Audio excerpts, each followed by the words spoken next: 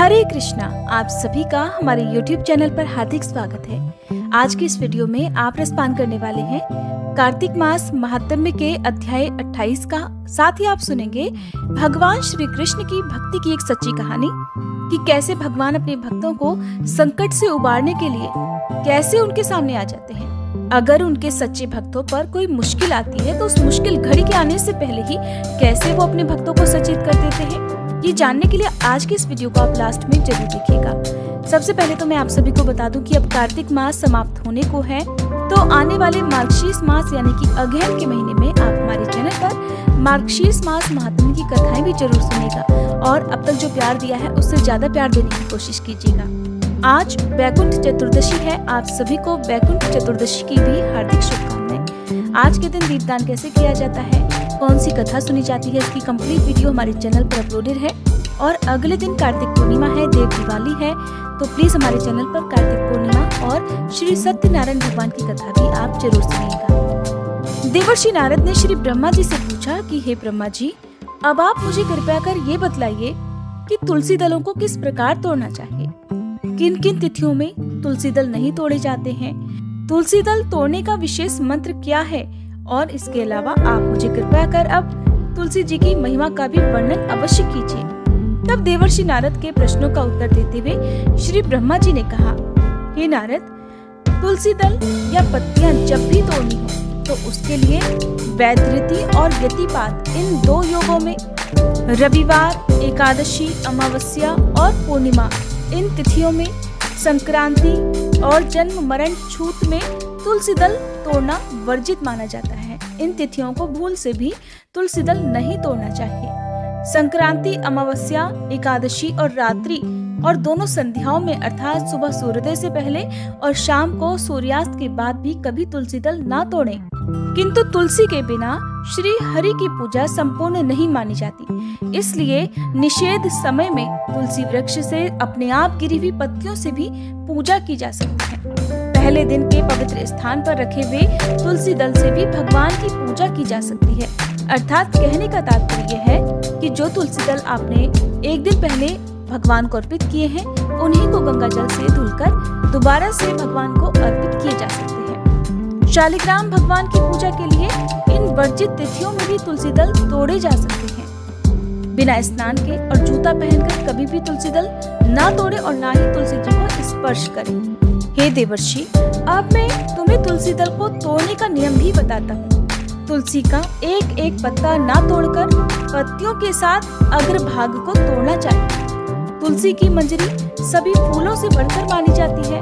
मंजरी तोड़ते समय उसमें पत्तियों का रहना भी आवश्यक होता है और इस प्रकार मंत्र पढ़कर पूज्य भाव से पौधे को बहुत ज्यादा हिलाए डुलाए बिना तुलसी के अग्रभाग को तोड़ना चाहिए। इससे पूजा का फल लाख गुना बढ़ जाता है।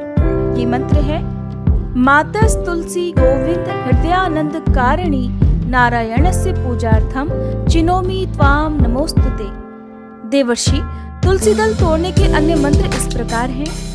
ओम सुभद्राय नमः, ओम सुप्रभाय नमः। तुलसी दल तोड़ते समय श्रद्धा पूर्वक सबसे पहले तुलसी जी को प्रणाम करके फिर इन मंत्रों का जाप करते हुए ही तुलसी दल तोड़ना चाहिए।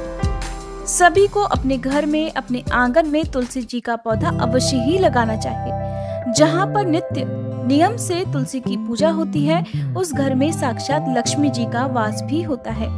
स्वयं भगवान नारायण तुलसी जी को अपने मस्तक पर धारण करते हैं, क्योंकि यह मोक्ष कारक तो है ही, भगवान की भक्ति भी प्रदान करती है। भगवान की उपासना, पूजा और भोग में तुलसी दलों का होना अनिवार्य माना गया है। हे देवर्षि, कहने का तात्पर्य ये है कि जो भी मनुष्य तुलसी अपने घर में लगाता है, जब तक उसकी शाखा, प्रशाखा, बीज, पुष्प और सुंदर दलों के साथ पृथ्वी पर बढ़ती रहती है, तब तक उनके वंश में जो जो जन्म लेते हैं वे 2-2 हजार कल्पों तक श्री हरि के धाम में निवास करते हैं। संपूर्ण पत्रों और पुष्पों को भगवान के चरणों में चढ़ाने से जो फल मिलता है, वो बस एकमात्र तुलसी दल के अर्पण से ही प्राप्त हो जाता है। 100 भार स्वर्ण और 400 भार रजत के दान का जो फल है, वही तुलसी वन के पालन से मनुष्य को बड़ी सुगमता से प्राप्त हो जाता है।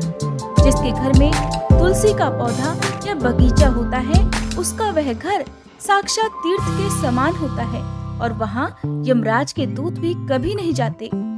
हे नारद, अब मैं तुम्हें तुलसी की माला धारण करने के संबंध में कुछ महत्वपूर्ण बातें बताता हूँ। तुलसी की माला धारण करने के संबंध में शालिग्राम पुराण में कहा गया है कि भोजन करते समय तुलसी की माला का गले में होने से अनेक यज्ञों का पुण्य प्राप्त होता है।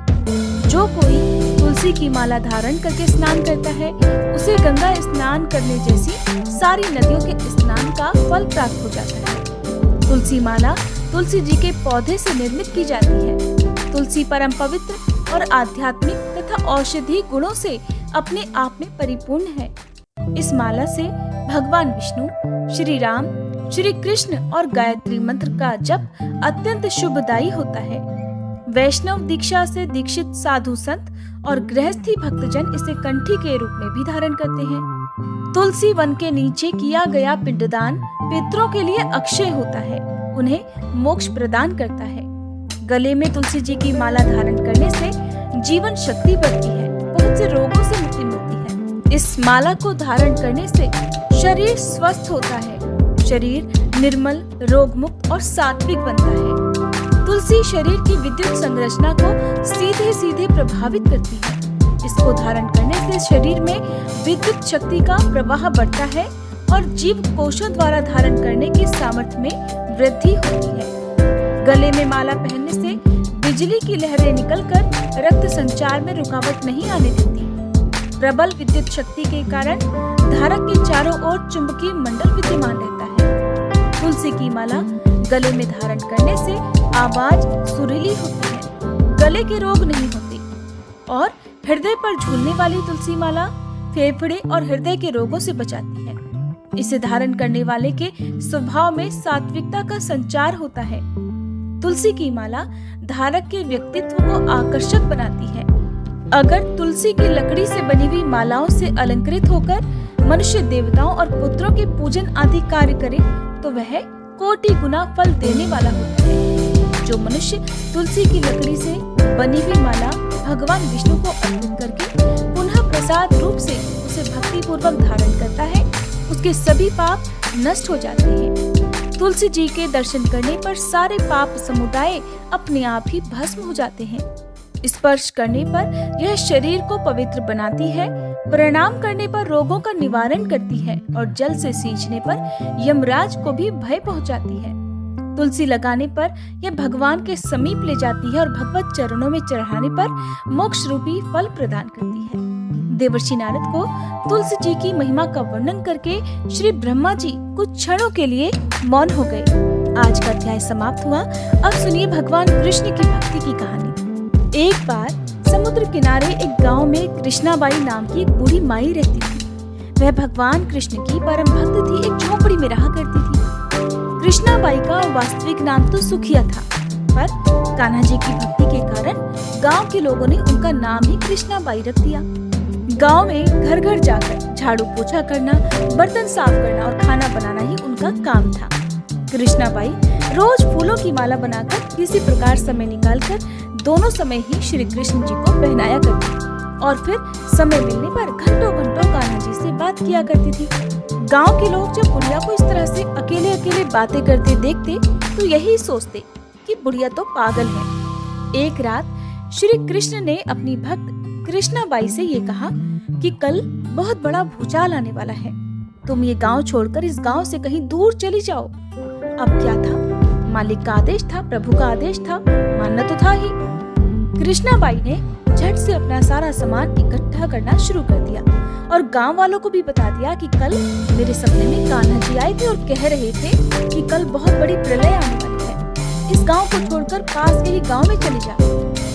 अब जब लोगों ने सुना तो उन्होंने ये तो देखा कि वो अकेली अकेली बातें करती है, तो सोचा कि शायद बुढ़िया पागल हो गई है। तो अब वो लोग भला कहाँ उस बूढ़ी माई की बात मानने वाले थे, वो तो उसे पागल ही समझते थे। जिसने भी बूढ़ी माई की इस बात को सुना वही जोर जोर से ठहाके लगाकर उसका मजाक बनाने लगता। इतने में बाई ने एक बैलगाड़ी मंगवा ली और अपनी कान्हा जी की मूर्ति ली और जो भी जरूरी सामान था उसकी गठरी बांधकर गाड़ी में बैठ गई।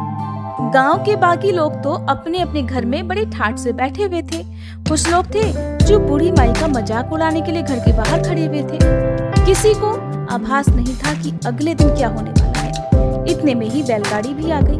बूढ़ी माई ने झट से अपना सारा सामान और कान्हा जी की मूर्ति उस बैलगाड़ी में रख दिया और वह गाड़ी में बैठकर चली गई। गांव के लोग उसके जाने पर उसकी मूर्खता पर हंसते रहे, उसका मजाक बनाते रहे।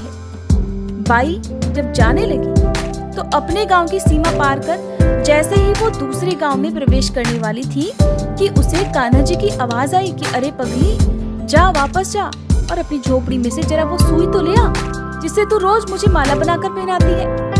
अब मूर्ति में से ये आवाज आई तो सुनकर बूढ़ी माई तो बड़ी बेचैन हो गई, तड़प गई कि मुझसे ये भारी भूल कैसे हो गई। अब मैं अपने कान्हा की माला कैसे बनाऊंगी? ये तो मुझसे बहुत बड़ी गलती हुई। ये सोचकर उसने जल्दी से बैलगाड़ी वाले को रोका और बदहवास होकर बड़ी बेचैन होकर झोपड़ी की तरफ भागी। गांव वालों ने देखा कि ये बूढ़ी माई तो फिर से वापस आ गई, तो उसके पागलपन को देखते और खूब मजाक उड़ाते रहे। लेकिन बूढ़ी माई ने तो किसी की बात पर ध्यान ही नहीं दिया, किसी की बात को नहीं सुना, अनसुना कर दिया। और उसे चिंता थी तो बस सुई की, जिससे वो अपने कान्हा जी के लिए माला बनाया करती थी। अब जब वह अपनी झोपड़ी में गई तो झट से उसने झोपड़ी में एक कोने में तिनकों में फंसी हुई वो सुई निकाल ली। सुई लेकर वह बूढ़ी माई जिस तरह से पागलों की तरह से नंगे पांव ही दौड़ती आई थी, उसी तरह नंगे पांव भागकर गाड़ी वाले के पास पहुंच गई। जब गाड़ी वाले के पास दौड़ती हाँफती पहुंची तो गाड़ी वाला कहने लगा, माई तू इतनी परेशान क्यों है? अरे कुछ नहीं होगा। माई ने कहा, अच्छा अब चल और जल्दी से अपने गांव की सीमा को पार कर। तुझे तो कुछ नहीं पता कि कल क्या होने वाला है और मेरे कान्हा जी ने मुझे सब कुछ बता दिया है, चल जल्दी कर। जब बूढ़ी माई ने गाड़ी वाले से कहा तो गाड़ी वाले ने तुरंत ही बूढ़ी माई का कहना माना और वह जल्दी जल्दी गाड़ी हाँक कर गांव से बाहर जाने लगा। जैसे ही गांव की सीमा उन्होंने पार की, पीछे मुड़कर देखा तो क्या देखा कि पूरा गांव ही समुंदर में समा गया।